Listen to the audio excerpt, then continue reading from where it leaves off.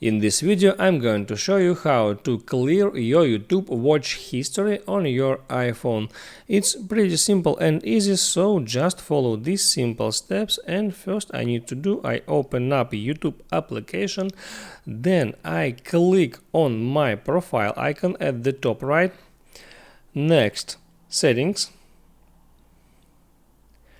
Here I need to tap on history and privacy.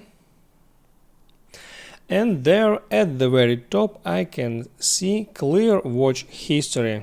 That's the feature to clear this account's watch history from all devices. This will also clear your stories watch history. So I need to tap here.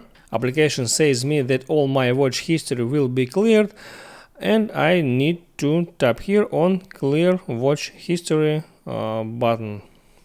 And now watch history was cleared. I hope I help you, and before you go, please like and subscribe.